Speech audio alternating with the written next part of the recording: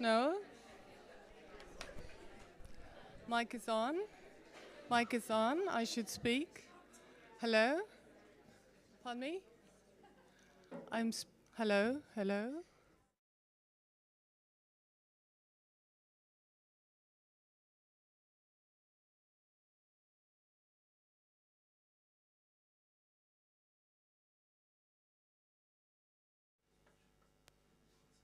Is that being switched on? Is that working now? Maybe it's working. Yeah, no, it works. Fantastic. Thank you so much. So,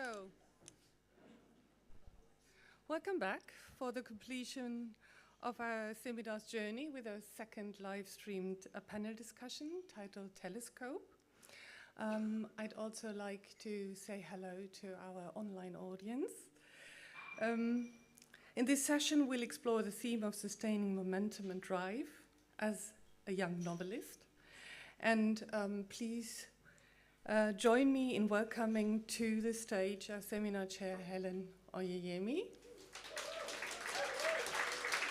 along with our 5 talented authors, Sarah Bernstein, Eliza Clark, Camilla Grudova, Kay Patrick, and Eli Williams.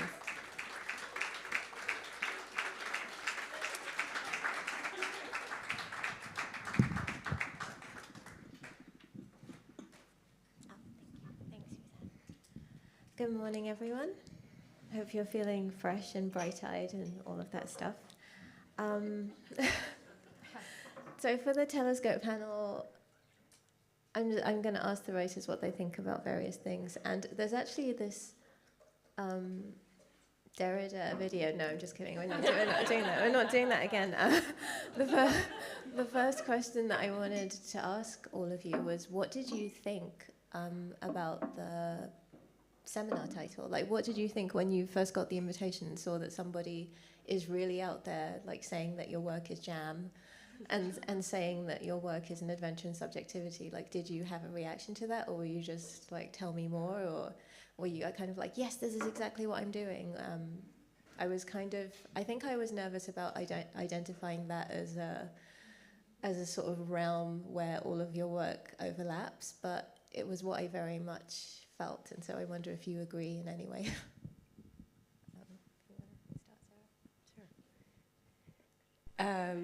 Wow, sorry, that echo was loud. Yeah, I think I understood, because I think sort of translating experience, subjective experience, is something that I am really interested in, and it's one of the reasons that I'm interested in first-person narrative. But I also wanted to hear more about it and about how other writers are thinking about it and how you're thinking about it too. Yeah. I'll tell you more about after the others. I really like the jam analogy, because it's like something that's like boiled down and preserved, and that's essentially what I like to think that I'm doing, and that especially with short stories, it's something quite dense, like you've taken something bigger and you've condensed it. So like I really like cheese as a metaphor for writing as well, and that's something very flavorful, and so like jam is perfect. I think jam is perfect has to be the slogan for writing and jam. But similarly, that I almost didn't read the subjectivity part after the colon, because that notion of the kind of jam today, jam tomorrow, or what is it? Jam yesterday, jam today and tomorrow. Like kind of riffing on a Lewis Carroll line, and then this idea of, curiouser and curiouser, this idea of nonsense poetry, plus the pun on jamming people together and seeing whether they gel or jam. It felt like a lot of work had gone into that word, as well as the idea of rendering something down that was both about sharing and joining together as much as it was about ensuring that on a sentence level metaphor works, like what is it to express oneself in language. That almost when I got to the subjectivity bit, I thought, oh no, I've got entangled in the jam. But no, did it go through different iterations or possibilities that you discarded? No, you knew. This is what I thought when I thought of this group. Mm-hmm. Jam. Jammy. That's all my input, just the long one. It's jam. It's good. Good job.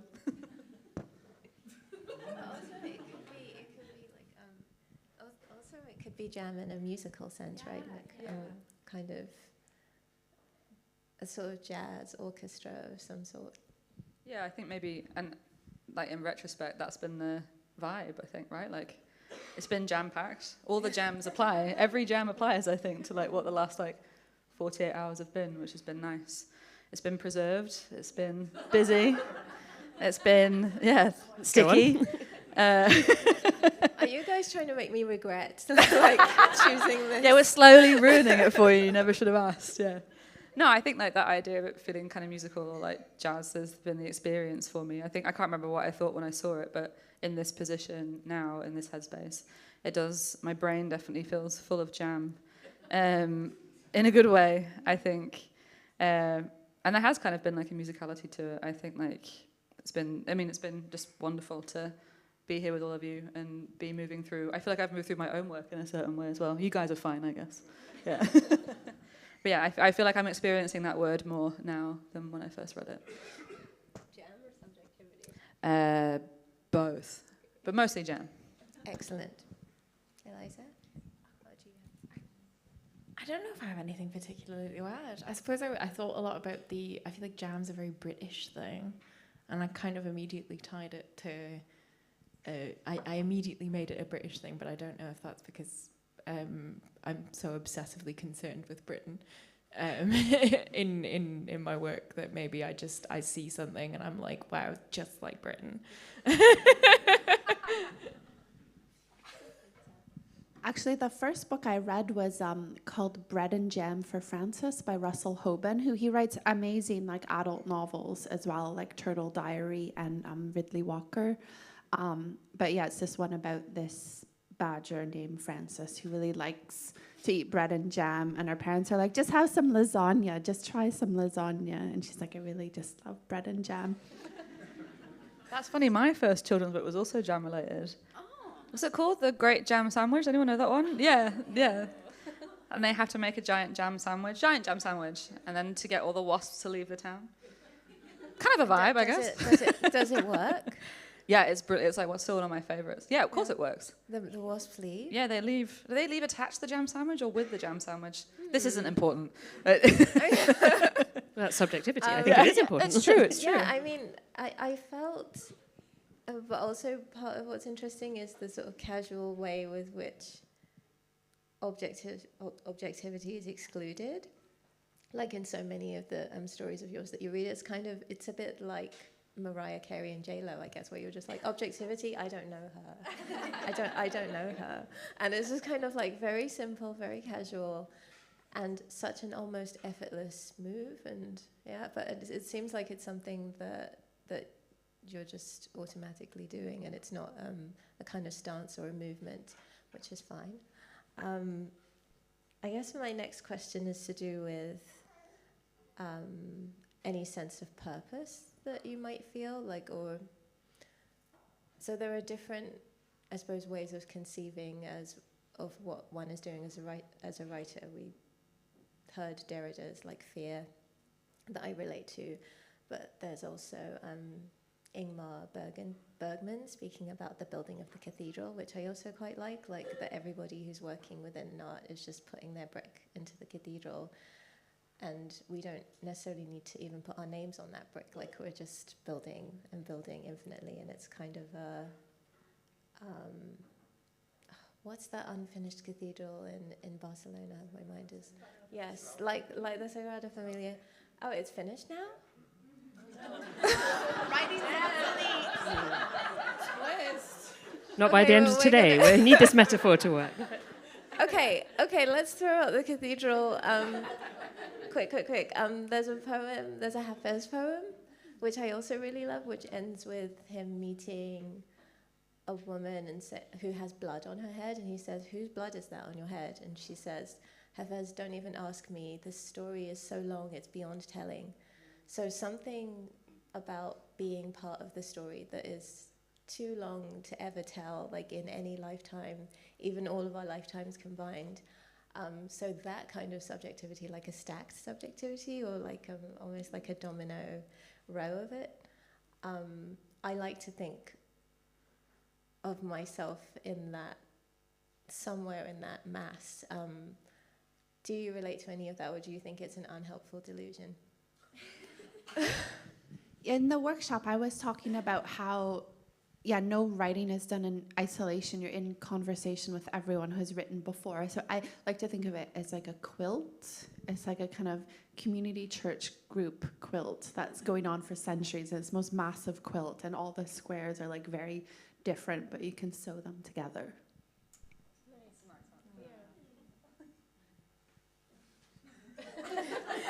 Eley's like, now what? I guess I'm just thinking about the story you read from yesterday, and in that house, what would that quilt look like? The kind of suppurating, crusted quilt, but still the stitching of it, and the kind of communal effort that goes in. But also maybe adding an understanding that not everyone who is participating or contributing to that quilt necessarily has to be cognizant of that as a project, or might actually resist it and resent it, that it's being part of that progress doesn't have to itself be the reason that you're writing, or an awareness that has to be at the forefront of the art, maybe. And that could also be a kind of stifling, right? If you were too much aware of, or hopeful for, or reliant on this idea of your place in a lineage, that might be a reason to stop writing. It might feel like a responsibility or burden rather than a creative, motivating force or reality. But do you think that taking one's place in a lineage is something that it's possible to consciously say yes to? Like, even if you don't like get into the details or become too conscious of it after the yes, but do you think it's something that you have to kind of agree to, or something that you can? I'm thinking of somebody who would maybe like write, or even I guess like Kafka saying burn everything, like saying I don't want to contribute, I don't want to build the cathedral, but still obviously being considered an important part of it all. How much does consent affect one's place in the lineage? Oh yeah, but I don't know, I'm kind of thinking it through in real time. I think I'm just thinking about the experience of writing Mrs. S and having to break out of this idea of a legacy or a lineage, like purposely to write against it, because then you get trapped in the idea of the novel, the form of the novel as it has been, I guess. Like, and it, thinking about it very simply. And I think if you want to, but then the quilt is huge. Do you know what I mean? Like, but there's one main quilt that we're talking about, I guess. Massive quilt that everyone could sleep cozily under, even if some of the squares are like gross, like mine would probably have like teeth sewn to it and like a bit of sick or something. But it's like you can't see the like ends of it. It's just, and it's not like a line, it's not a lineage, it's just a big kind of massless shape of a blanket thing. Yeah, it's funny to think of it as a whole, because I guess I tend to separate it out in my own work, right? Like the writers that I read, trans writers, queer writers, which maybe wouldn't have formed a central part of it, or this idea of like a lineage is complex, I guess, because what lineage for who, And because when you first encounter the novel, or at least when I first encountered it, it definitely wasn't a novel that I wanted to necessarily immediately be a part of, I suppose. And then you learn to find the teeth sewn on a quilt, I guess. Like you try and seek out the legacy. Are we talking about legacy? I don't know that word works. I don't think that lineages or legacies are necessarily one strand. I think that because none of us is only one, like nobody is only one thing. So like all of the things that we are, like we carry everything forward and everything back, this is all sounding vaguely mystical at this point, but yeah, it's interesting. I hadn't really ever thought about it as a whole before, but that is interesting to think about. But that's also interesting about finding the novel like a problematic, I guess, space to enter. So when you were writing Mrs. S, you didn't think of yourself as writing a novel, it was a piece, or how did you conceive of it, if you conceived of it? I think I got into trouble when I started thinking it was a novel, and I think I'm experiencing that again actually with the second book, where I have this idea, and I don't know where that idea has come from, because I'm constantly moving away from it, and then I accidentally return to it all the time, where it's like there's a novel, an idea of a novel and what it should be. I mean, this is probably to do with what we were talking about yesterday, like the novel is a successful thing rather than just a thing. So it's not just a novel in isolation to success or the idea of publishing, and that's what changes this. That's what changes it for me, and I return to that idea accidentally, and then I have to break away from it. I remember the novels where it gets weird, and to stick with those instead, I guess. Yeah, if that makes sense. It does. Just like speaking about like novels, what I found interesting is I asked the lady who like helps run the International Booker, because I'm always baffled. I'm like, why are like most prizes in the UK, including the Booker, only available to the novel instead of other forms, whereas the International Booker allows all forms of stories? And she's like, because that would discount so many cultures, because the novel comes from almost like a certain like imperial tradition, and that's like not the only form, and it's like we're not stuck in it and always have to play with it. And like Said in Culture and Imperialism talked about that quite a lot, and being like, okay, why are certain cultures like drawn to the novel as a form and that form of narrative, and why are we still so obsessed with it as a form?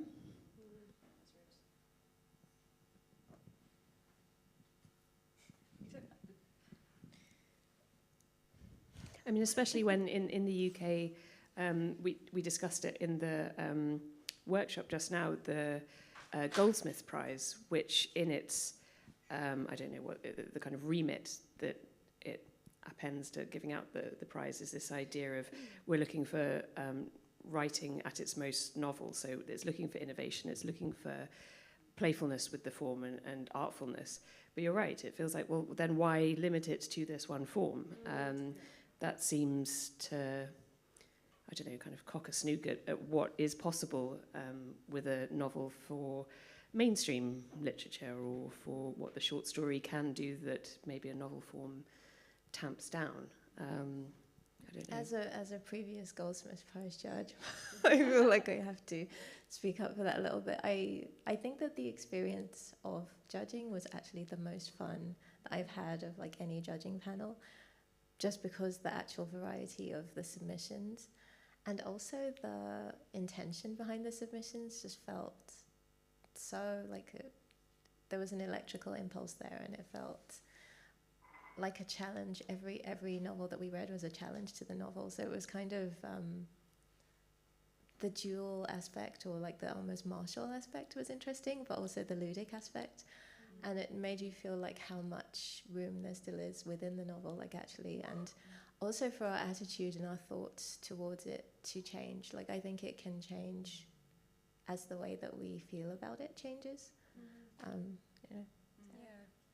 Well, I was just thinking about like Tristram Shandy as like a really experimental novel, and I think like the 19th century has done a lot for the way we think about the novel as like a bourgeois sort of container for story, that it like reifies, you know, the family in particular ways and like undergirds empire in some ways. But I was reading Tristram Shandy, and like 200 pages in, he still hasn't been born. Like he's narrating his own autobiography, and the first 200 pages are just, you know, his mother going into labor. And it's very playful formally as well as in voice. So yeah, I like to go back to that sometimes, just to remember that some of the beginnings were experimental too. And the fact that, you know, you mentioned Eliza yesterday, the Lemony Snicket black page, like that's in Tristram Shandy, and this idea that something written 250 years previously, that we're still excited when we see that on the page. It is an authentic response to novelty. Yeah.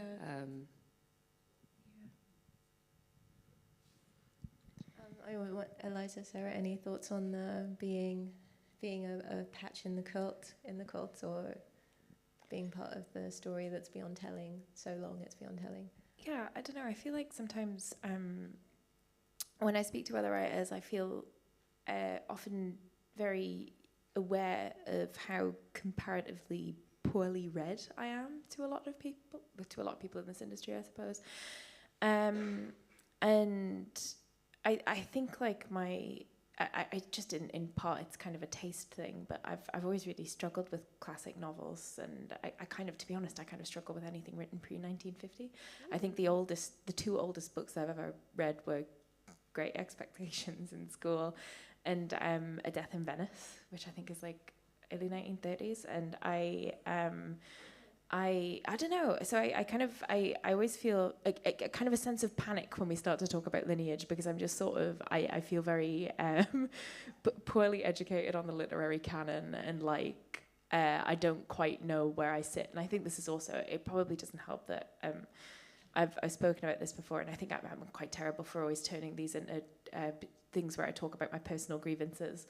But I think that particularly when young novelists are discussed, I think literary critics are quite bad for, and I think this is particularly with women authors, particularly with marginalized authors, for saying, for resisting allowing us into a canon, and it becomes a kind of like the only person you're allowed to be compared to is like Sally Rooney, whether it's favorably or negatively, and you end up with this kind of sense that, you know, the kind of work we do is only really constrained to being compared to things written in the last 6 months.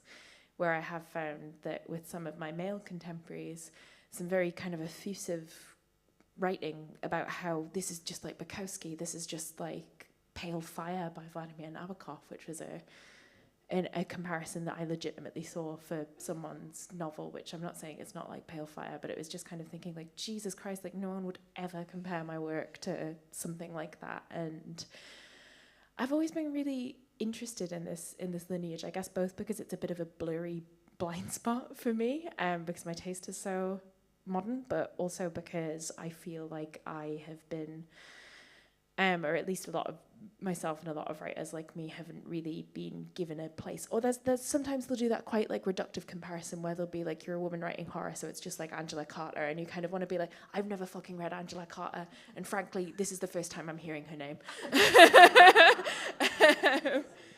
LOL.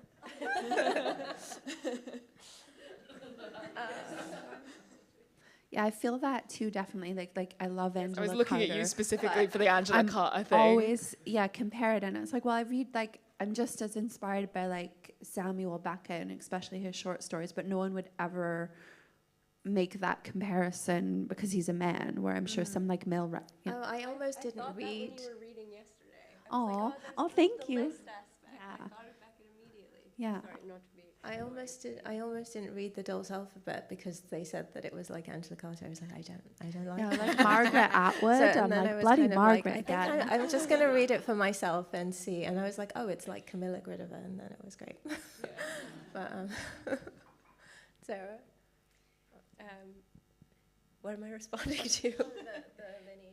Oh, You're going to tell us how much you fucking hate Angela Carter right now. I like Angela Carter, actually. I love her. I like some of her stuff. Yeah, I guess I feel similarly in the sense that I think lineage is a sort of vexed thing now, and I feel like I am writing out of not a lineage, but like my personal corpus, right, of texts that are disparate and from different times, and like they don't really add up to anything, you know, coherent, except that they like created what became like my work. And I guess I'm not sure that I have a sense of like futurity of my own writing, to kind of anticipate how it might be received or like where it might fit. But this is why I like the quilt metaphor, because it could probably be on that quilt. I'm not sure which corner, but somewhere maybe. Kind of beside Shirley Jackson, for sure. My girl. Yes. I don't know if this might speak to a sort of my grand narcissism, but when you hear people talking about the death of the novel, do you ever feel like you're killing it? Because sometimes when I hear writers, like when I see the kind of our annual The Novel is Dead op-ed, probably from Will Self, I kind of sometimes I read those and I think like, oh my God, he's talking about me, I'm killing it. And how how do you feel when do you feel proud, like a proud, like No, I mother of actually the kind of novel? feel, it makes me feel quite anxious. It makes me feel like I guess kind of like I've said, I'm not that I'm a sort of ill-educated interloper who has come in to the form, and when people are like, have you ever read one singular Samuel Beckett thingy in your life? And I'm kind of like, no, but I have played this video game. and that sometimes makes me feel quite like, ooh, when they talk about killing the novel, because I feel like I'm contributing to it, and I don't know if that's great. The way that you're so hyper contemporary actually gives me kind of an insight into where you get your guts from, because you have all of the guts. Thank you. And it makes a lot of sense if you're not looking over your shoulder, like expecting like the ghost of some former writer to like loom over you. So stay like this forever, Eliza. So innocent and pure. Just like this whole discourse of the death of a novel is so annoying, because if the novel is dead, it's because like publishers have killed it, right? And sorry, but just in the sense of, you know, the lack of tech, the sort of mainstreaming of texts, right? Like I felt really lucky when my book got published, because nobody wanted to publish it, and I was lucky. It just got in by a hair. And I think, you know, they're so beholden to like market pressures of like sameness, right? They want to produce the same thing that will produce the same sales results. So it's not us, it's them. Yeah. It's always them. Yeah, I agree with that as well. Like about 98% of British publishers actively won't publish me and will just like immediately dismiss me. And I think, yeah, we live in a quite conventional time for that. And also just on like personal or like lineages too, I always feel like it's with like dead writers, like they just like belong to me in my mind. It's like, well, I can take the ones I like and they belong to me and they're mine and they're like special, and it's like I have my own, rather than like seeing them as like part of this like grand canon and think of like other people's opinions on them. I just like take the ones I want and like what I like from them, and like the ones that are like special to me.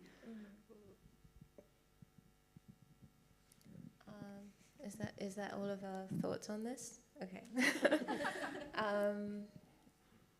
Another thought I had was about whether we can say that something like monoculture still exists, like, or are we all just multi-subcultural now? And to that end, I was wondering, like, what websites are you guys visiting? What corners of the internet do you live in? What are you looking at? You're not having my browser history, Helen. That's Come on, why not? Tell me. Or just like what kind of what culture in other media are you consuming? Like last thing you saw at the cinema, or like music, or just anything. Like what else is informing what you do? I have this website called Ruby Lane I really like, and it's just like antiques, and they're like antiques I can't afford because it's like an American-based website, but it's so fun just to like look at chairs and stuff. I think because I'm like a fan of like plotless novels, like Life a User's Manual, I can just look up chairs and then just spend 5 hours browsing chairs, and it's really fun. But yeah, I'm off social media. I was on it for a while, but I think it's as a writer, I think it takes too much of the brain space and gives you kind of dopamine hits quite instantly, which I don't think are like productive for a writer, even though I miss like sharing pictures of my cat Ludwig because he's a star. But I felt it was like good to like step away from that, even though I know like for a lot of writers it's a way to find like community and like-minded people. And I did find a lot of people that way, and then kind of tried to continue those relationships in real life. But yeah, it'll be interesting. I guess, you know, like because of when I was born in like the late 80s, like I still have this memory of like pre-internet times and pre-social media times, and it's interesting to see like younger writers who've like grown up more immersed in that, and I think have like a different relationship, which is also like exciting in a way, and I'm like excited by what they're doing in their relationship to technology. I'm old, basically. I was about to say that I'm old, but thinking about what Eliza had said about video games, that for some reason, often to fall asleep, I've ended up watching not only YouTubers of people that are 20 years younger than me, but they're playing video games, and I don't play video games. So I'm being the kind of girlfriend looking over the gamers, and they're going, go away. And I'm just, it doesn't feel like I have a parasocial relationship with these, I guess, celebrities, these gamers. I don't know about the lore of the worlds that they're both inhabiting and also inhabiting in those worlds. But I find that distance, I have no stake in this at all. It is pure entertainment and viewership of someone being entertained, where again, I'm not in competition with them. I'm not trying to be the best viewer of a video game. And maybe that speaks to a psychology of, why am I not doing that? What's the book equivalent with that? Why aren't I reading? And that maybe that's now invested with a kind of very sad sense of competitiveness or self-awareness, self-consciousness that shouldn't be there. But I that would not now be a relaxing outlet in the same way. I'm not saying that's necessarily a positive thing, or do I recommend it? But yeah. I love eating buckets full of YouTube garbage. That's like one of my main dietary staples, I think. I don't know. I find the internet to be such an interesting source of stories. But I don't know if I'm also kind of justifying watching like a 3-hour video about something I've got no fucking clue about, because I really like videos about like really arcane and like dense internet drama that I don't care about, almost in a kind of like, tell me why I should care about Dream and his Minecraft SMP. Well, I'll tell you, Eliza.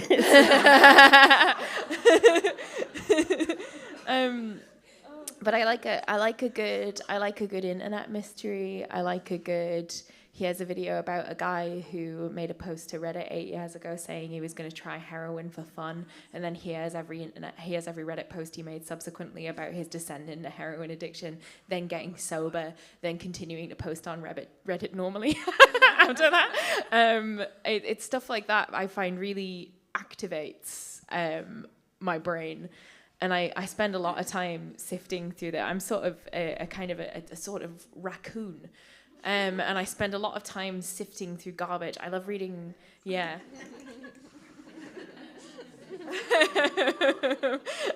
And I love seeing because Twitter's horrible now, which means it's so funny. Every time you can click on any post and see 50 insane replies that'll be somebody saying something like, I can't believe Kamala lost the election, and there'll be a reply in there that's like, it's because she didn't go to the carnivore diet, and then you can just spend ages. Or it'll be somebody will have some sort of really dense response, and then you'll notice that their PFP is like a furry with a swastika armband, and you're like, what the fuck is going on there? And this is what I fill my brain with. One of my favorite, I really like just getting into like a really niche Reddit community as well that I have no interest in. Like one of my favorite ones is r/Mondo Gore, where all they talk about is old Mondo films from the 70s, 80s, and 90s, but also like old shock videos. And it's just like people discussing how they're, but then it's also, it's really competitive. So there are people being like, what's like the worst shock movie you've ever seen? And then somebody being like, the one where the guy gets his face ripped off. And then there'll be a reply of like, that's not even bad. and this is the kind of thing that I'm just obsessed with. But do you post, or are you merely a spectator? I'm mostly a watcher. I can sometimes picture you like taking on the guise of, like, it might be fun to take on the guise of somebody who's immersed in that, and then like posting comments and getting a following and becoming their leader. I think in that particular community, I've only posted once, and it was because somebody did a post that was like, why are people who watch gore so racist? And I was like, well, I'll tell you. And the answer is because they've been conditioned to dehumanize black and brown bodies, because the majority of shock videos come from countries at war or countries with serious issues with gang violence and stuff. So I was kind of like, they're already sort of edgy, but the stuff that they're consuming has taught them to continue to dehumanize people and to numb them to violence and to see violence as a form of entertainment and not something that's shocking and upsetting. And that is, you get some brilliant insights into the human condition, I think, by just sort of... and I also like video games. One of life's greatest pleasures is putting on a video game and having an audiobook. And just that's like an ideal afternoon for me. Is I've been doing Wolf Hall and Elden Ring, which is a great combination. And I'll stop talking about shit. I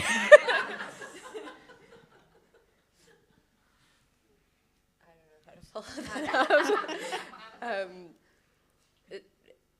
So I also am off social media now. The last thing that I had was Facebook, and I was keeping it for my village Facebook page, because I liked to lurk. Your village has a Facebook page? Oh yeah. And all of the drama goes on the Facebook page. I love this as well. So, but it recently got too stressful for me, and I actually quit Facebook because of it, because I kept going on just to look at the page and like reloading, waiting for the next comment. So I'm off that now, and I feel a lot better. I'll be honest with you. But yeah, I think now my source of drama is the village newspaper, where people write letters. So I can consume that slightly more at leisure and slightly less anxiety-inducing ways. But I play one video game, which is the Moomin video game with Snufkin, which is beautiful, and it has an amazing soundtrack. And if you ever want to feel at peace, I would recommend it. Just slightly related to video games, I think the Grantolist, when it came out, it got a lot of like kind of slack, because people were like, "Oh, where are all the young male authors?" And it's like, well, they're writing video games because the salaries are quite high in the video game culture.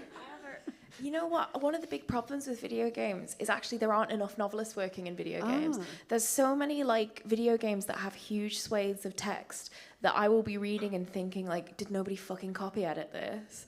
And I actually think we could benefit from more.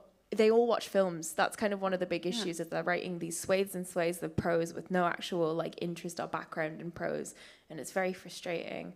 I don't know if they're paid terribly well. I think that's because it's like writing in games is also like a design thing. So they don't tend to have writers on it. They tend to have designers who have watched Scarface 50 times, and that's why the Grand Theft Auto games are why they are. Or people with a very poor understanding of The Sopranos wrote Grand Theft Auto 5, and it's just stuff like that I think like. But I don't know. I actually think that. I think the male writers are kind of like low-key not writing at all. Mm-hmm. I think they're kind of. I think we've got about 8 of them, and we've scared them off. That's yeah. Who knows? Who cares? To be honest. But let's make a jam-making video game. That would be so sweet. Oh, that would be nice. I think that would be good. I actually was going to ask you about I've got 5 of Grant's best young British novelists here, so I have to ask you about how you feel about having this kind of generational marker placed on your work, whether you feel like it in some way isolates you from your own relationship to what you're doing, or connects you to kind of now you have some kind of new goal or like some new sense of purpose, or just feel more connected to your generation in some way, or if it feels sort of like a relevant deadline. I think we've been talking a little bit about this over the last, because we haven't really been together for, what, a year? When was the last time we all did an event? I can't even remember.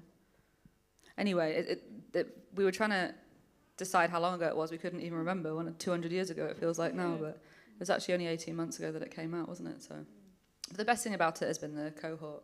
I think like you forget, not that writing is necessarily a lonely thing, but it is something that you end up doing alone, I guess, just practically. And then to interact, like just the last day or so, interacting and recognizing how different our work is, that it is like part of now it's a generational thing now, I guess, like, which is kind of insane. I hadn't even thought about it once. I think things like that happen and I couldn't look at it too directly, I guess, like, is the best way of thinking about it. And you can't really for the first while, I guess. It's impossible to look at. It feels too big.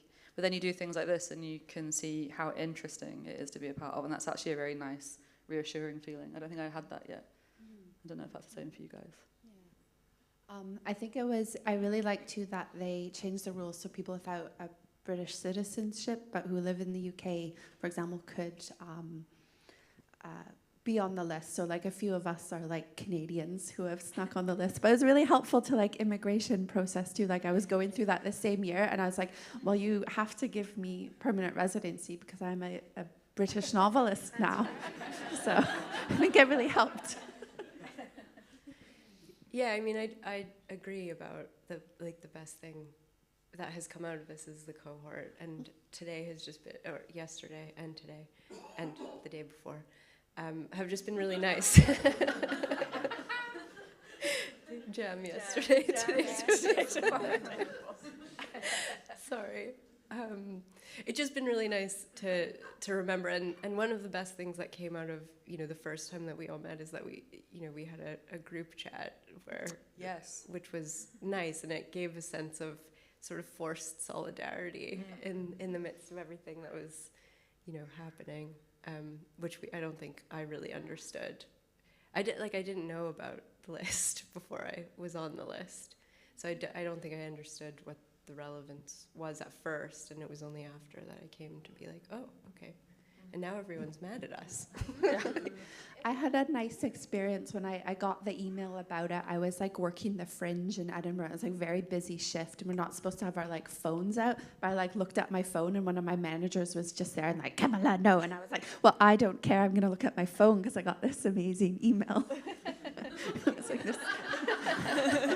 And then I had to go back to like cleaning the toilet, but like with a kind of like glow in my heart. So I feel like when I found out, I was told at a lunch that my publisher had taken me out for, and they'd like insistently taken me out for this lunch and been like, guess what? And I remember the bottom dropped out of my stomach because unfortunately my only context for the list was, I'll say never in a million years would I have thought that I would be on it. It was like something that I was aware of, but I just kind of hadn't thought that it would ever be in or that I would ever be in that sphere. But because I used to work in social media marketing for a literary magazine, I had heard tell of the reaction to the 2013 list, and which had been, yeah, it is. It was apparently it had been a very hostile day on Twitter. I think both for the same reasons as ours, but for additional special 2013 reasons, I guess. But yeah, I think it's, yeah. I was going to say if you're not like, I suppose if you're not particularly engaging with online stuff, but yeah. So there was like there had been legends of the Twitter kickoff and book Twitter, about book Twitter, yes, or bookx as it is now.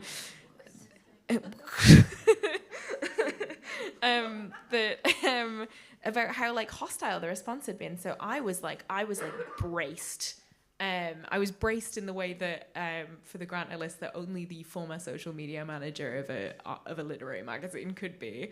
So it was less hostile than I expected. I thought it could be worse, but it was still not great. But I think as somebody who's like, there's quite a big commercial crossover for my work. I would kind of probably consider myself to be one of, if not like maybe the most like commercial writer on the list. It did kind of make me feel a bit like, particularly for people who thought that they would be on the list, and perhaps had felt entitled to a place. I don't know.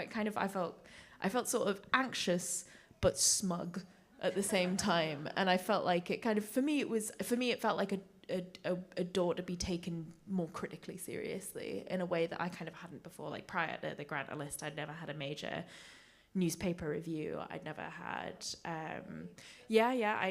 Boy Parts didn't get any review coverage. I got a Guardian Facebook interview, but I think that was more because I was a curiosity at the time than anything.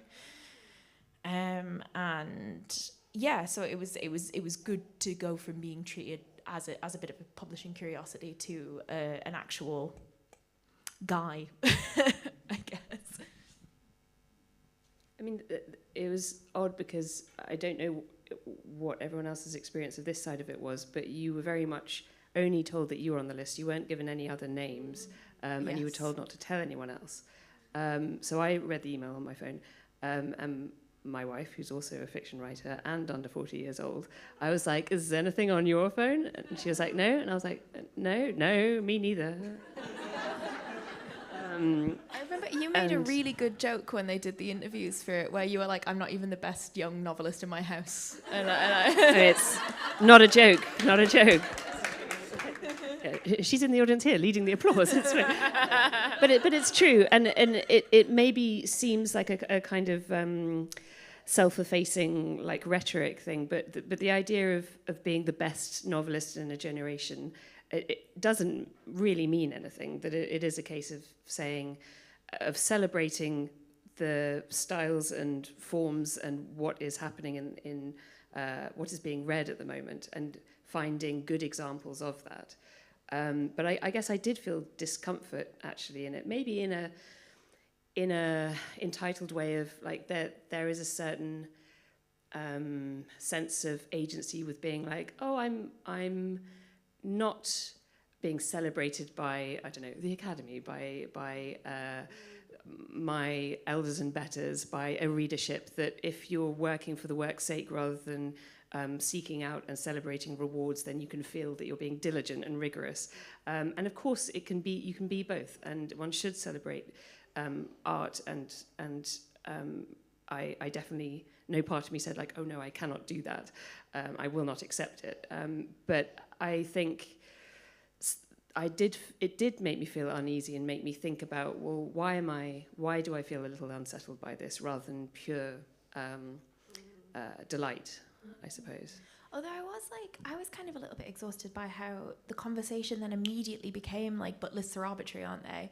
And we weren't kind of able to like celebrate it. Immediately turned into this thing of like having to justify the existence of a list at all, or like to kind of, I felt slightly like I was expected to kind of coddle or mollify people who weren't on it. And it's kind of like it's sort of like, we all know that lists are arbitrary.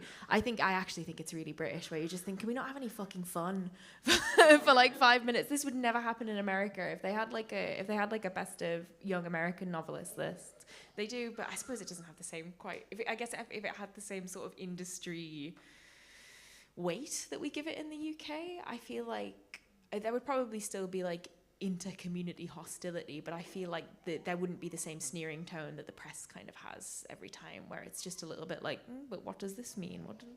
You just think, God, can't we all just admit that like we're great, and that we're like that we actually like are like definitively the 20 best objectively.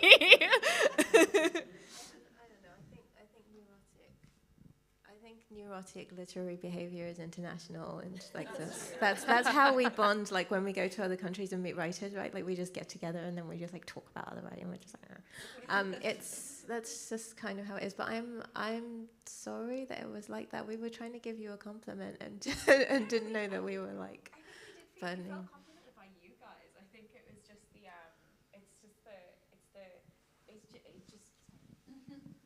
Sorry. Just shouting. I think it's that it did feel like a compliment, and it was like I said, for me it was like a big. I think it did actually have like a tangible impact, and then it felt quite a positive thing for me, and I felt like taken more seriously afterwards. I think the negative is entirely in neurotic literary behavior, basically, and I think it's anything like that makes you a target for neurotic literary behavior. So NLB. Because I am, primarily interested in interiority all the time. I guess my most pressing question is: did it change anything in your own thoughts towards what you do? Were you suddenly like, I'm a big writer now? Or Well, no, that's not what I was about to agree to. But I think like I had maybe this is how everyone always feels, but I find it really hard to take myself seriously, like in my own work, and I'm still coming up against that. And I think like I wrote a whole novel. I mean, the crazy thing about the list is my book hadn't come out yet and I had no other books. So I was just like, it was manuscript only at the time, wasn't it? There wasn't actually a physical novel. Yes. And the novel didn't come out until 2 months after the announcement. Oh, wow. Right? I think it was because it was April, wasn't it? So it's quite an extraordinary position to be in. I remember reading it in manuscript. I can't remember what pub date we were told it would have. Because I think it was June that it came out, so it was a bit of a wait. Anyway, which was a very strange experience. And I think like I find it very hard. We were talking yesterday about, you know, the ability to call yourself a writer or how comfortable you feel in that term. And I think like something like that, in theory, you feel writerly for like a heartbeat. You know, there's like a moment of feeling writerly, I guess, or feeling like a writer within that. And it made me stop. It made me stop kind of shying away from that word a little bit, I guess, like, which is, it's nice. And I have to remind myself, I find it hard to do two things, call myself a writer and also do things like feel proud of my book. You know, people ask me about my book, I don't read it, you know, it's terrible, it's awful. And it's a strange, you should, you know, it's not a very, you don't want to be in that position forever, I suppose, you know, you don't want to go to the other extreme, but I think it did help me take myself seriously. That's the phrase that I mean, a little bit more seriously, let's be honest, not completely, but I think about that phrase sometimes, yeah. What was it like for you on the 2013 list? I can't remember. Like, I feel like I blocked out such a lot of that time because I was moving around in between. I remember being told when I was still living in Budapest and I was getting ready to go back to Prague because I really missed Prague. I had ended my dating cities period, right? Like, so there was so much going on in my mind where I was like, what city is the city of my life? And then they're like, you're one of Grant's best British novelists. And I was like, cool, but am I going to Prague or am I staying in Budapest? But it was, yeah, I don't know. It was something that I didn't expect to happen. So in that sense, it made me feel like, okay, maybe I am on that path because I have my little mini obsession about becoming a real writer, whatever a real writer is. So I was like, oh, this seems like a good sign. Like maybe I'm going to make it after all, kind of thing. Yeah. So more as a sign of things to come, sort of feeling, that's weird to. I asked Rachel Cusk about it as well because she was festive and she was just like, I can't remember. So I think that 10 years from now you'll just be like, I can't remember what I felt, but now it's recorded, like, so you'll be able to see. And my next question is about seriousness, but more. I think part of what makes me feel so fond of what you all do is that, okay, so I'll speak I'll take the via negativa for a moment and like talk about a book that I don't trust. I don't trust a book that tries to make me cry and that refuses to make me laugh because I guess I'm like Joseph Beuys where I want a revolution, but I don't want one without laughter. Like if it's not funny, I'm not going I'm not going to rebel. So the ways in which each of you are rebellious, like some quietly rebellious, like some openly rebellious, has a lot to do with humour, but at the same time maintains like a sort of what I see as a serious work. So I kind of want to ask you what makes a work serious to you, or like what makes what would give a book substance? I think I've got a good answer to this. I think it's I feel like I take myself seriously, but I take myself seriously as a jester. And like as an entertainer, and like I think I feel like maybe a little bit cynical about the kind of potential for art and particularly like fiction to change the world in some capacity. But I feel like that you can entertain and you can make the world a sort of nicer place to live in. And I think that, you know what, it's gesturing is an important job to put on the clown paint and kind of come out on stage and juggle, but you know it's a skill and it's important and it's good to cultivate. And I feel like there's it's like I feel like for me it's taking what I am doing seriously, but not necessarily trying to overinflate the impact of the role, if that makes sense. And that I think that, you know, art can be really individual and art is really individual and can inspire individual change and individual change of mind, but I don't know what it can do on a grand scale. And I don't know, I think it's kind of quite easy to say that like like all art is political, and then I do kind of think like it is political, but it's not investigative journalism, is it? It's like you're not kind of, come on. And yeah, so I think putting on your jangling hat, doing a little dance, and accepting that you can do that little dance really well, actually. Yeah, I totally agree. And I always think of like kind of being a clown in a really good way. And I think and as we were talking about yesterday, like if we can make ourselves laugh when you're writing, like if I have a little chuckle, then I feel like I'm doing something good. And I think when someone has no humor at all and are very serious, then they become ridiculous. Yeah. So it's better just to be an intentional clown, or else you'll become an unintentional clown. I love that too. I'm really interested in what you said about not trusting a book that is trying to make you cry, because I think like why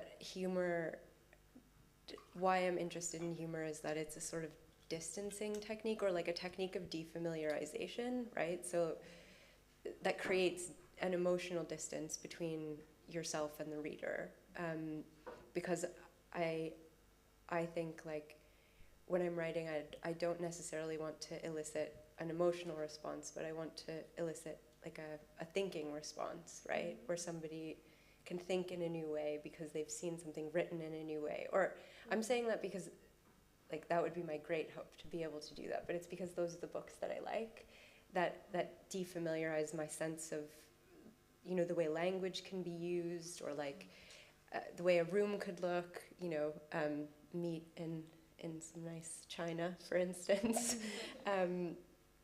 Or and it just gives you like these new ways of seeing. So I think that's what I like about humor, because humor can do that, right? Because it comes at things from an angle, maybe. So yeah. Yeah. Did you say that for you it's destabilizing humor? Is that what you said? Well, yeah. I mean, I think it is too. Yeah. Defamiliarizing, maybe. Yeah. Yeah. And I guess like it's like one of the stranger physical responses, right? So like it's a really like to be destabilized in a text by laughter is like, that's a really fascinating way of looking at it for me. I don't think I would consider my work funny, but people do think it's funny. Yeah.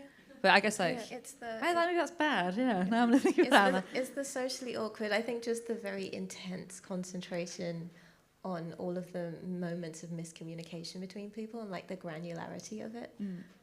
Yeah. Because I think, like, for me, a great work is a work that's destabilizing, and maybe on a line level, but one that does like an elsewhere with the body, right? That like, I don't know, I like one that has like a physicality to it, that puts you like back in the body, out the body. I like that kind of movement. Yeah. It's interesting that joke telling and finding humor in things, there's the expectation and the realization of tension immediately, that if someone's either telling a joke or getting ready to tell a joke or trying to understand a punchline or conspiring with a friend to say that punchline didn't work, did it? There's this kind of back and forthiveness that's a charged space, and that thinking about a novel that's trying to make you cry, that's taken all the tension away immediately. You're like, I'm being clobbered here, or I'm being forced into something that actually is no longer about that energy that art forms can have, where it is this correspondence, it is this continuum that you're either caught in or drawn to. And what was being described as new ways of seeing or defamiliarization, exactly that in literature that I'm drawn to, it tends to be about this attentiveness, and that I would never see the world through a kind of Nabokovian lens. And so I'm so grateful to be able to experience that, and for a moment feel very unsettled that a butterfly could be a shard of glass, or that a sound could have a taste to it. And I would hope that makes my world richer rather than makes me feel that I'm seeing the world incorrectly, or that it's shut off to me as an opportunity. So that was our very serious talk about humour. What was the next question? Oh, it's about changes in your technique. Like, do you feel that you now have, that you're adding things? Are you conscious of adding things to your toolkit? or are there new ways of like working that you're noticing as you go along? Yeah, I think I definitely feel like a really, really different writer from my first book, and a lot of that has been like conscious and intentional. I mean, I was 24 when I wrote Boy Parts, which is too young, and they shouldn't give you a book deal when you're 25 because it boils your brain a little bit, and they should wait until you're 30 before you're allowed to 28 actually before you're allowed to write a book and have it out in the world. But yeah, like I think it's like it's meant that like I sometimes find my first book quite painful to go back to because I'm very aware of like lazy similes or poor line level writing, and then it's the same that if you like, I think I had like a review for Penance that referred to like lazy line level writing and Boy Parts, and you almost kind of feel like, I know, don't bring it up. It's mean, I wrote it when I was a baby. Why are you criticizing a baby? And yeah, I don't know. I think like conscious attempts to improve. I feel like I've maybe already revealed myself in this panel as quite a sort of weird and insecure person, but like I feel like there's always like a conscious attempt to improve for me, and I feel like when I read, I cannibalize quite a lot, and I think like deliberately finding a bunch of books that have some relation to the novel that I'm writing and just reading those and almost like copying them, I think has been really beneficial. And like, I don't know, I guess like putting, if I'm good at copying voices, maybe instead of copying people on Reddit, I could apply that to copying better line level writing and stuff like that. And I think, yeah, I mean, one of the benefits I feel like of being labelled a best of young British novelist is that you do kind of think like, wow, I better start cranking out some best British novels, and I better continue to be ambitious and not be lazy and not maybe slip into some of my more, I guess, like, I'm very conscious not to use the word commercial like negatively and to use it like neutrally, but to maybe not slip into, if I know I have a bunch of commercial sensibilities that I can rely on and maybe check some boxes and maybe write quite a quick, easy book that would make me to maybe not do that and to do something that's hard and challenging and is intentionally trying to improve instead.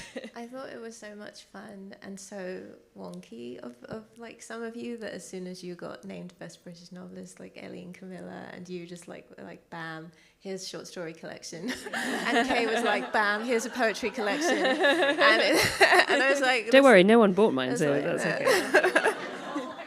I would say in my defense as well, that short story collection has been done since 2020 and they just kept fucking moving it in the publishing calendar. So it wasn't a flex. No, it wasn't a flex. It was a purely a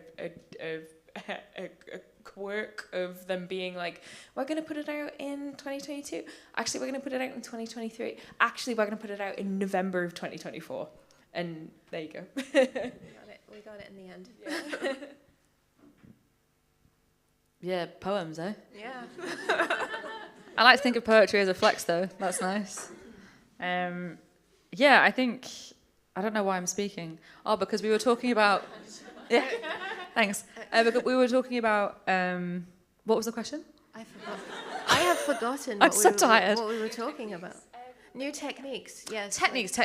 Yeah, love techniques. New things in your toolkit that you're finding as you go along. Yes, poetry, techniques. Poems are good for techniques. That's where I was going. I think it was great to do a poetry collection after the novel because, again, like, I mean, I'm kind of repeating myself from yesterday now, but I think I learn between forms. So I feel like even though I'm in the second novel, it feels too soon to be in a second novel, and I kind of wish that I had a short story collection or something to bust out of the frame again.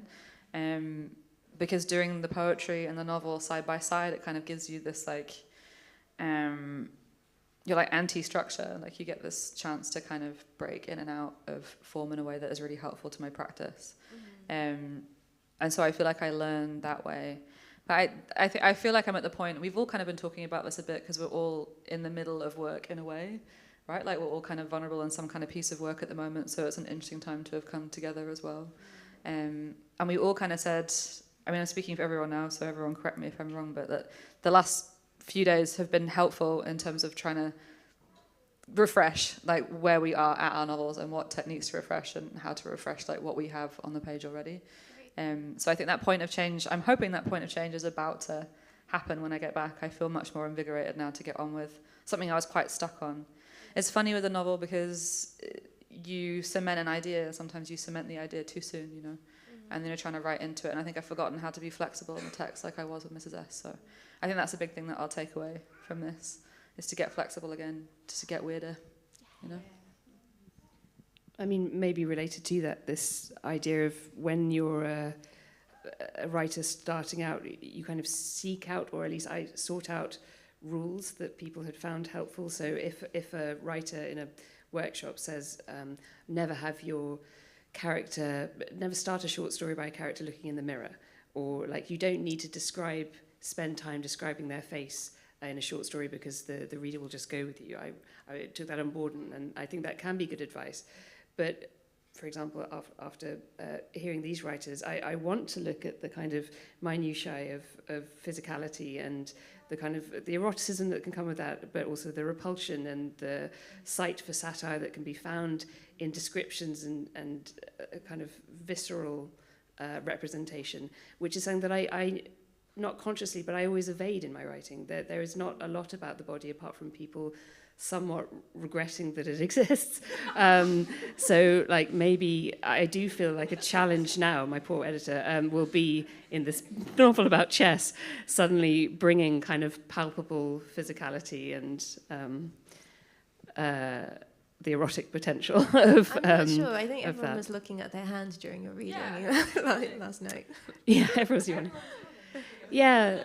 But that's the thing that I with the hands thing, with that short story, it was a case of wanting a character to be unable to think about desire, that they had to confer it onto this almost kind of abattoir floor of some other figuring of reaching and gesturing and clutching and all these things, and shuffling notes. Like it to think of the body as a whole thing made of parts, like for some reason in my writing I haven't been able to find the appeal of it, or to find it too appealing and therefore not wanting to approach it. So it's great to have that, to realize that is a challenge, or to realize that that's an issue that I am interested in rather than an issue that I don't want to tackle in some way. So that's been very invigorating. I like the feeling too of like maybe feeling like, okay, there's certain techniques or things I was using that now I've like exhausted them, and that's like a good feeling in a way, because I don't want to, like, you want to kind of have your voice throughout your life but not just like repeat yourself, and it's fun to like refresh and try new things, or like I'm trying a bit more dialogue now. I think I had to do maybe with maybe I just didn't like the way people spoke in Canada, or I didn't relate to it, but I've been in the UK long enough that I've like, you know, observed people speaking, and I'm like I wrote a story called Nettle Tea in the spring, and I put some like bits of dialogue in that I quite liked a lot, and it was kind of stuff that I had like picked up or like heard people say, and that was like a fun challenge. So I want to like challenge myself more in that way, like something like that, like, or maybe be a little less gross and put a little more dialogue in and see what happens, and that's like kind of fun. Yeah.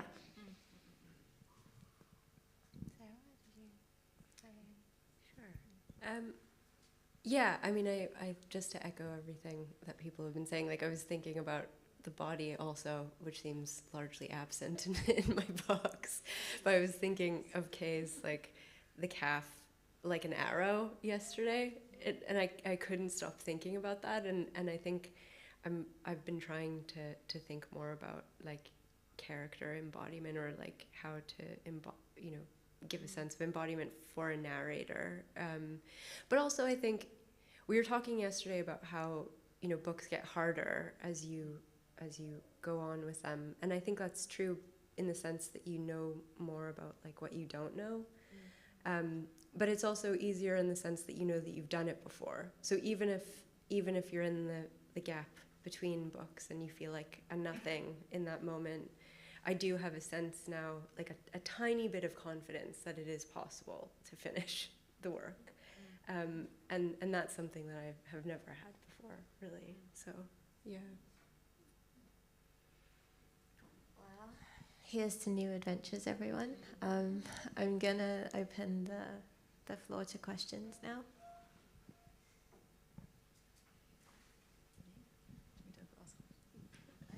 And then there were... I have a question. You do? Oh, Was there a question? Because I also have a question, but okay.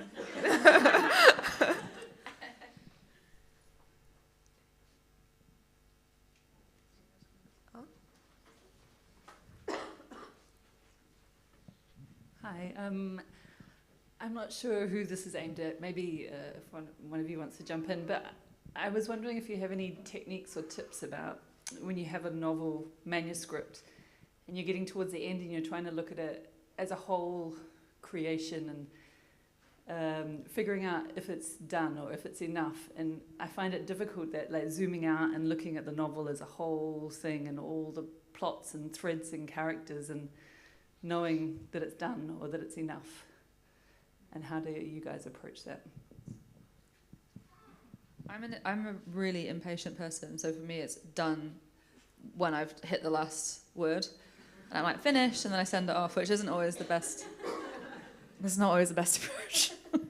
But I kind of, in some ways, I do recommend that like slight disassociation in some ways. And honestly, the best thing to do, which I've had to learn to do because of my terrible impatience, is to put it down for a month, if you can bear to, and return to it. Also, really stupid practical advice, like look at it in a different format, like look at it on your phone, or like read it on an iPad, or I actually have just recently got an iPad for this purpose because I find it really hard to edit a novel on the same screen that I've been writing it. And for my brain, it's been really helpful to then switch the format. Or I'll pay to have it bound and edit from there. And you kind of have to choose these stages as you go. And usually the bound stage is like the last stage, and that's when you're the harshest on yourself, I think, is when it's paper. But that's helpful. I think you can't all the cliches kind of do apply, right? Like nothing's ever perfect. You'll always read that book back and want to change something about it. I've never really written a novel plot, so I can't I don't know how to help you with that. But I think being forgiving of yourself too, like remembering to not try and achieve some kind of perfection, I guess. I have to remind myself of that still, even though it's a cliche, I guess. Yeah. Hello. I suppose unlike Kay, I am Mr. Edits, and I'm not saying you're not Mr. Edits, but basically nothing goes fucking near my agent until I've been over it like 6 times. I went over. I went over. I was going over like boy parts twice a month before I put it on submission and stuff, which is always, it's the kind of thing that I say that, and I can always imagine somebody being like, "It doesn't fucking look like you went over it twice a month." What I like to do is once I get to the end of the manuscript, I just go back to the beginning and I read it again, and I read it aloud, and I question whether something is necessary. I basically question whether everything is necessary. Like, is this happening for a reason? Is this weight that can be cut? Does this matter? What is the point of this? Does this have any impact? Like, can this character go? Can this go? Can this go? And I would say don't properly delete anything. I will lift out big sections and paste them into another Word document just in case I want them back. But to be honest, I very rarely miss anything that I cut like that. So I would recommend having just having a very vicious read of it. And yeah. But I suppose it kind of shows the breadth of ways that you can approach it. But also what Kay said about leaving it in a drawer for a month is actually also really good to give yourself some distance from it, particularly if you feel like you can't see the wood for the trees. I sort of seem to operate sometimes in pure trees. So I actually haven't done the desk drawer for a month. I've only ever sort of finished something and been like, right, let's get back in the mines. I think a very basic thing is just show it to some trusted pals who have a similar taste to you. And I find that's really helpful just to get that outside reader perspective, but not have it be someone completely arbitrary.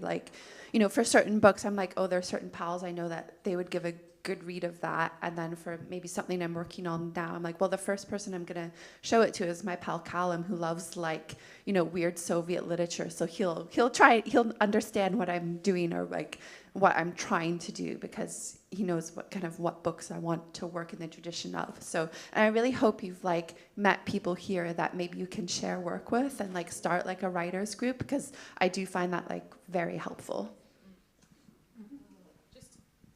On that, I think it's like helpful, because I love sharing my work, as I've said, compulsive work sharer.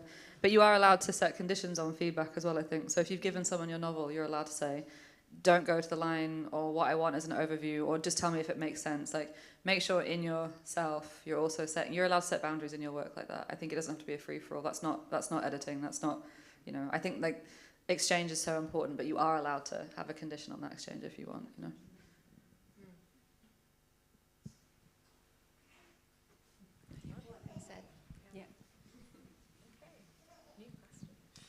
Hi. On the topic of editing, are there any darlings that you had to kill in the edit that you still miss?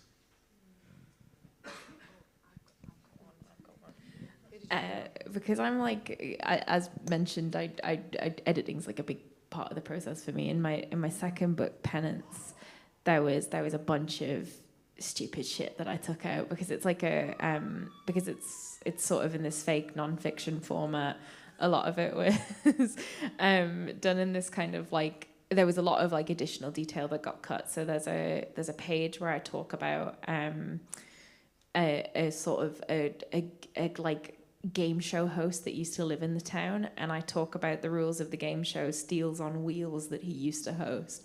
And originally because kind of the joke was that Steels on Wheels is arcane and hard to understand, so it was like originally about 2 pages on how the different rounds of Steels on Wheels and the different minutiae of getting through it, and that didn't even make it to the editor before I was like, for fuck's sake, like this is really funny to, I guess, sort of speaking to myself as I often do in the royal we, which is a bit like, this is funny to us, this isn't going to be funny to literally fucking anybody else.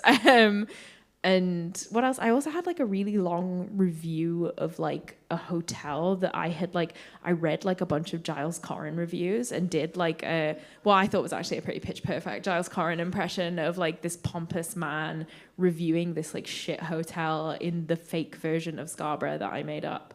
And it's like all of those, again, that was funny to me. And I think sort of, I don't know, one of the most important things about self-editing and Kill Your Darlings is literally like looking at things and asking, who is this for?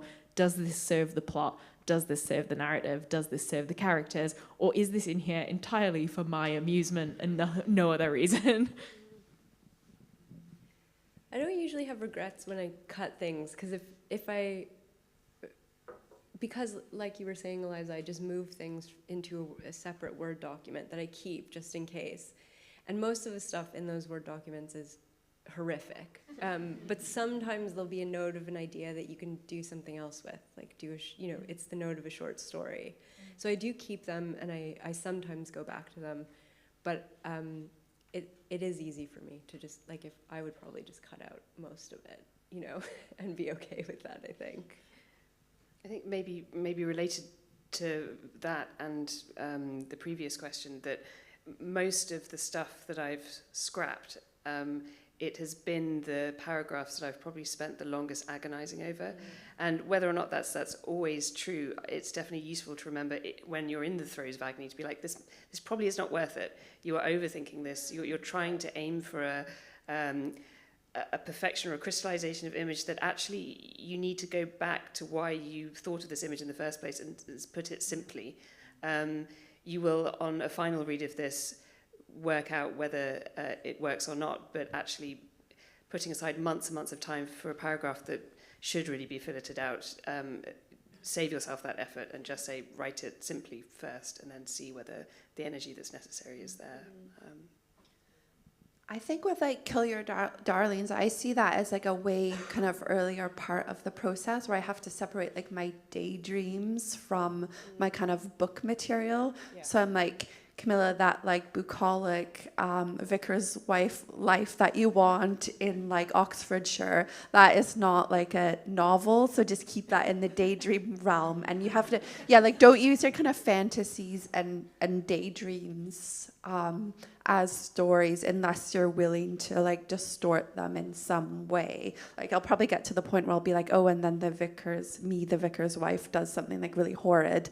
And then there's a story in that tension. But I think sometimes when editing other people, I encounter a kind of like wish fulfillment or daydream. And I'm like, well, this isn't a story. It's just someone's like fantasy. And that should kind of stay in a certain part of your brain where everything can be that way. Yes. Yeah. Oh, you have to. It's so funny to realize the difference. I exploit my fantasies all the time. Like that, I think that's the place that I would say I write from the most. Maybe I shouldn't. I don't know, it's funny. I think like when I have, like, Mrs. S is entirely born from fantasy. That was like a very specific fantasy I had when I was 14, to have an affair with the headmaster's wife.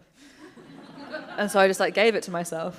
But you're not working from like pure wish fulfillment though, like Mrs. But S. I did. But there's like, that wish. but other stuff happens in Mrs. S. It's not just kind of like I have an affair. I'm so hot. I have an affair with the headmaster's wife. It's I that, have a giant. I have a Ferrari and it all works out lovely in the end and it's perfect. It is missing a Ferrari. That's true. Yeah. Well, maybe that's an edit. Add a Ferrari. No, I guess I suppose like for me it starts in fantasy, which is like you said, like a place of, like it's an idyll, right? Like it's a place of simplicity and there's not enough tension to make it into an interesting idea. So in some ways that does make it a darling. But then I guess like I start the project and I realize that the thing, that fantasy, when you start to write through it, is of course incredibly complicated. And so when I wrote Mrs. S and I had this idea that it would be this very simple kind of horny lesbo novel, beginning, middle and end. They'd be together at the end, off into, spoiler alert, off into the sunset. And I realized when I started to write it that, of course, once I make that fantasy into some kind of page reality or textual reality, it doesn't function in the same way anymore. So I guess maybe we are kind of saying the same thing. So I had to kind of break the fantasy, I guess, in some ways. But I feel like I kept stuff for myself. It was your wife, actually, that said to me once that you have to give yourself a gift when you're writing. Like, when you're writing... I know well.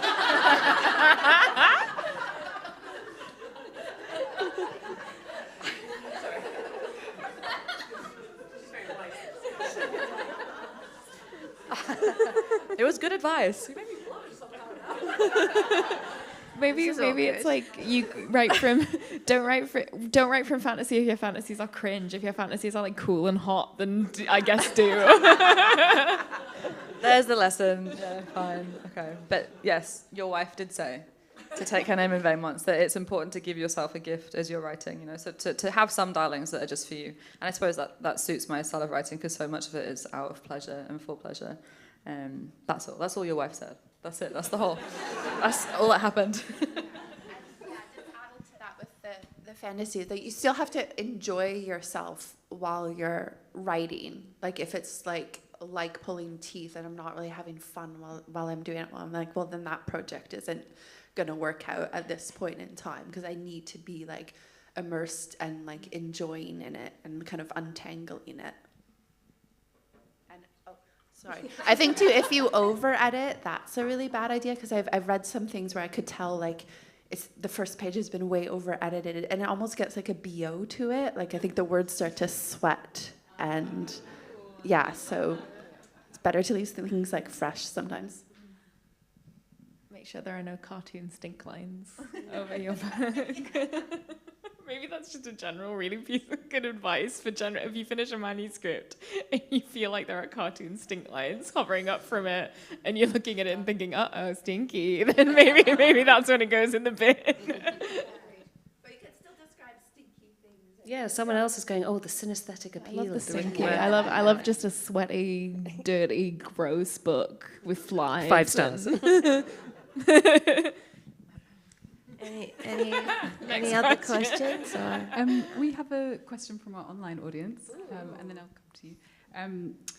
When writing about people you know, how do you protect their identity? Do you change names of people and places or add other things that distort the facts? And if yes, does it feel awkward? Depends on whether they're an enemy or not, really. Great answer. See how I quickly applauded that? Like, yes, friend, that's so true. I mean, have you ever wittingly written a portrait of someone or that would be recognizable so that it would be recognizable? Great. But always change the name. Like that would just be plain stupid. Like, oh, there's this Canadian writer, Camilla. Like, just change it to like Shamilla or like Camille, and then you can do it.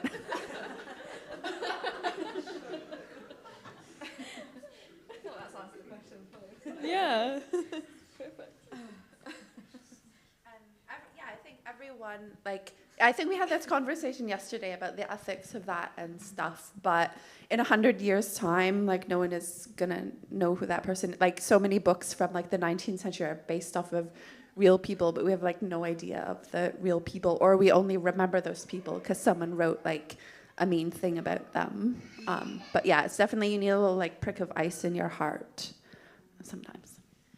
Sometimes I think I make a lot of effort to like not write about the people that I know, but I have a really bad habit of like if I go to describe like a default like hot man, I end up describing my fiance exactly. Aww. Which is kind of cute, but it's also there's something a little bit pathological about sitting down to be like who's an attractive guy being like he's 5'8" and his hair's really dark and just sort of doing that again, and it feels quite like sometimes I'll come back to it and I don't do it on purpose, then I'm like, why have I done this again? Why do I have such a type?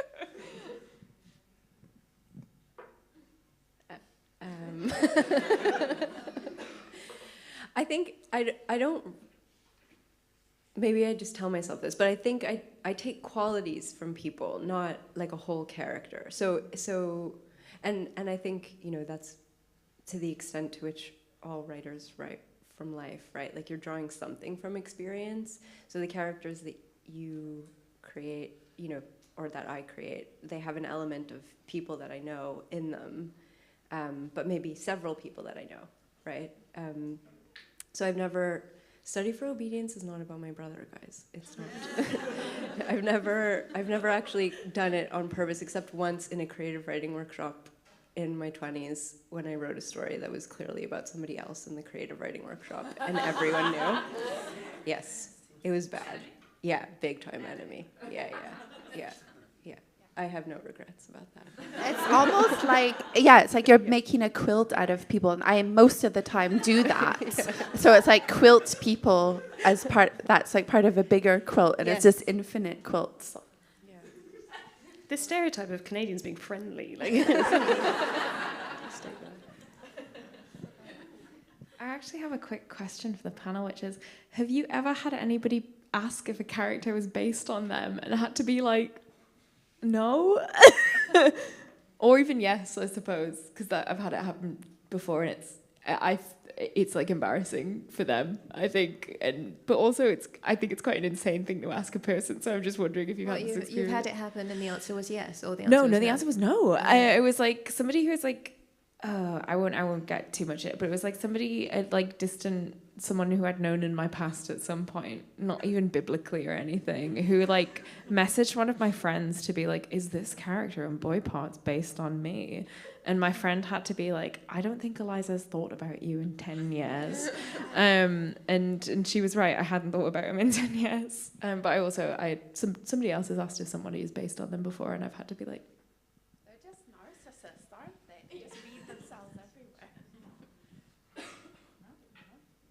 it's never happened to me.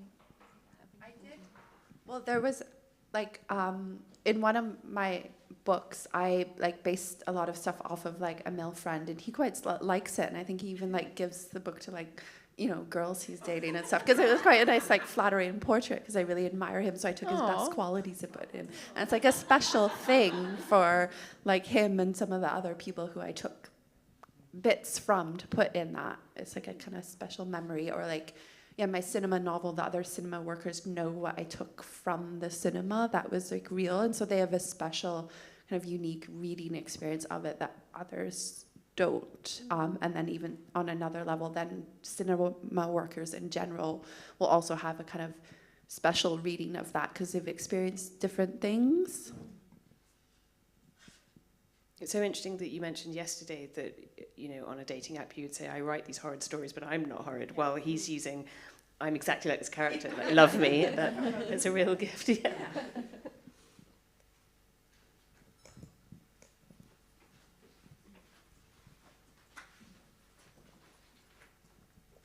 Hi, again. I was gonna ask the question in like a second person thing, like asking for a friend, but I was gonna switch into first person, like the second part of the sentence, so I'm not gonna.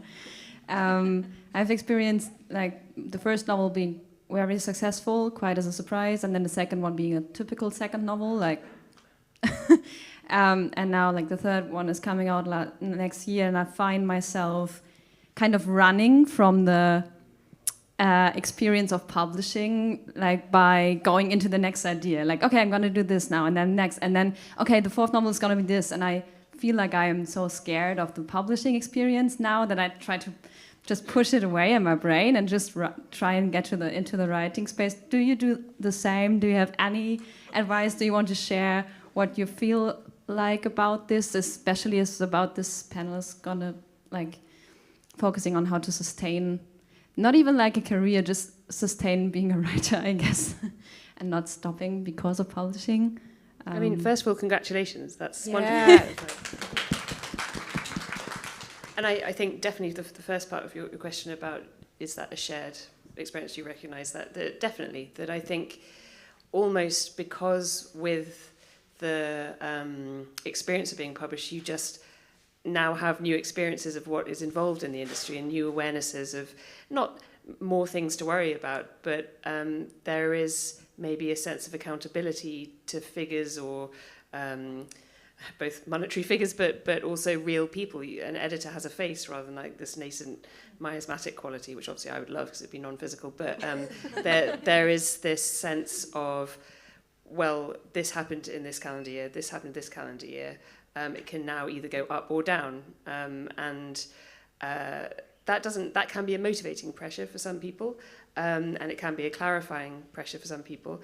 But definitely, I recognise that sense of that a new flavour of trepidation enters into the mix there. But it sounded like you said that you were still writing, and that I think trusting that you will always write. You have a readership that wants your next book, and that you need to trust those readers as well, that they're there for you and your experimentation, as much as they're there for your nerves about it. They want your nerves, and I want to read it now. So free PR, good work. But everyone else? I think the reason I had some questions for the five about how to keep going, and that was the stated like aim of the panel, but I think I ended up omitting them because yesterday Krista, who's the delegate from Estonia, said something about being a writer that made me think, oh, this is true actually, and made me think that actually it's not so much, it doesn't really matter per se about how you keep going, just that you do keep going. So what Krista said was that a writer is someone who just has to write. It's that simple. You do it because you can't not do it. So ultimately, what I hope for you and for everyone here and for everyone who's writing is just to, if you can do something else, then do. Like just do the other thing. But if you find that this is just what it is for you, that this is just what you need to do, irregardless of anything else, then that's it for you. Like you will keep going because you don't really have a choice. And that thing of throwing yourself into another idea, it's what I do as well. It's the only way to cope. And also because writing should make you feel good. And sometimes in those moments where you don't want to think about the book that is coming out, of course you start. Like a new idea. I think my poor terrorized agent, and she gave me that kind of very simple but reassuring piece of advice, which is there's always another book. There's always another novel. You are not your last novel. You are not the first novel. You're going to be all these different novels. And I think I try to remind myself of that all the time, because it can feel like this one thing is all of you, because that's, of course, how a book functions. It takes a lot from you. And so it's good to remember that you'll be working for 10, 20, 30 years, hopefully. Although I am kind of haunted by you talking about decay as I get older. Yesterday, I've been thinking about that bit. But, you know, before we're in our 90s. But I think, yeah, I think that throwing yourself into the next project is a smart thing to do. It's where I put all my energy as well, to remind myself that that book is not it. There'll be another book and another book, you know. It's good to remind yourself of that. Yeah, I found that when I went from my first into my second novel, I also had a really difficult time writing my second novel, and I found it to be like an enormously pressurized and scary experience, both from like pressures that I put on myself to make sure it was very different from my first novel, but also the kind of commercial pressure as my first novel became increasingly successful, and how to deal with the expectations that people would have. So I found that the second novel experience was really stressful. It also came out like 2 months after the Best of Young British Novelists as well, which was also like, let's see if I actually am. And that I found that now I've started a third novel, a big thing of that has been like setting aside reader and setting aside publishing expectations, and setting aside, to an extent, even my own kind of expectations, and thinking about just where is the joy for me, and what do I actually want to write about, and what actually does inspire me. And if no one were to ever read my books again, and I were to just kind of be amusing myself at home the way I kind of used to when I was a teenager, what would I write? And that's kind of what I've come to with my third book. So I would say, like, throw yourself into another idea, but if it's not an idea that you're finding joy and peace in, then you don't have to write it. Anybody else? Yeah, I think too, what I tend to do, which is not good, is depend on my books and my writing for everything, and I don't think that's a good way to live. So I'm like trying to do other things, even if it's a small thing like having my cat or going swimming or doing weightlifting, and that having these kind of other outlets in life where you can spend a bit of time away from that and then kind of go back to it is really important. And also just kind of like going to other writers that you love and kind of nourishing yourself and reminding you why you're there, and just like seeking out things to observe. You know, even small things like going to a museum can be so nourishing if you're feeling a bit dry or worn out as a writer. And then even like, this is a bit cheesy, but you know, even so many writers I love, you know, didn't maybe have the success they deserved in life, like Barbara Comyns. And there's this really sad description of her. You know, she went to see, there was a musical of one of her books made, but she couldn't afford to like stay in London, so she had to like miss the last half of it and like take the train back to where she was staying in kind of the home county somewhere, and just having a little like drink on the train by herself. And you know, I love her so much. I know Helen does as well, and she didn't get the kind of success in life that she deserved, but I think there is but like, I love her so much, and I feel in some weird spiritual way that she knows that, and that's, yeah, it's not always the contemporary that matters. And just also because I work as a critic as well, you realize like how subjective critics are, and that's not the final word on a piece, as well. So don't be too nervous about critics and prize lists and stuff, because that's all subjective. And yeah. I think that's all we have time for. So thank you so much, everybody.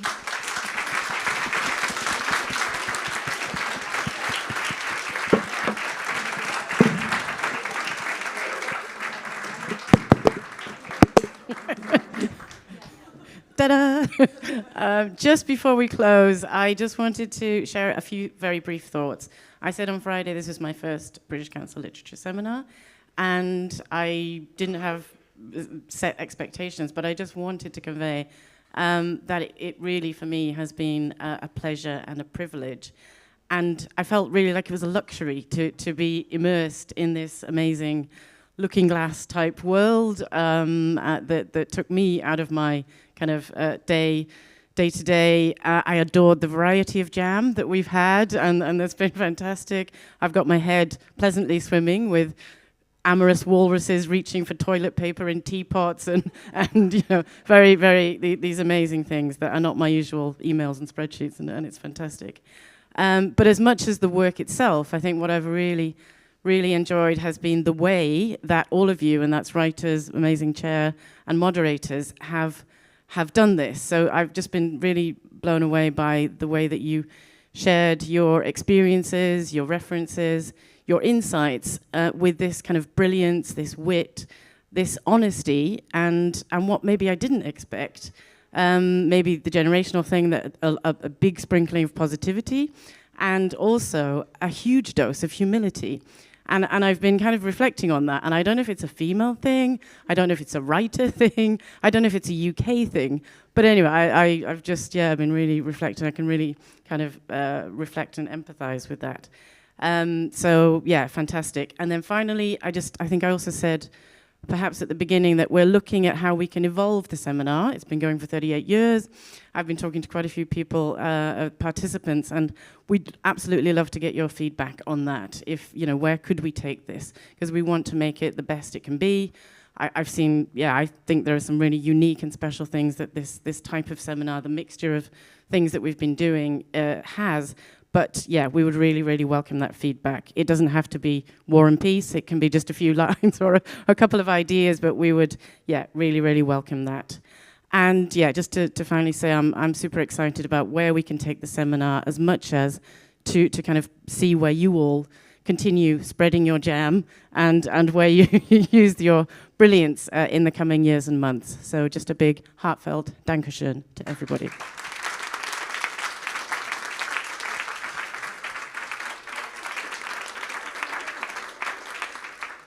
Yeah, Dankeschön, also from my side. I also want to thank you, the participants, for really engaging with us and really adding so much to our discussions. Wonderful. And I want to thank, of course, again, everybody who made this possible, whose work and dedication made it into this wonderful event. And if you want to revive it all again, or relive it all again better, then you can always watch the videos that are going to be online. So yes, thank you very much, and wishing you all a very good and safe trip home.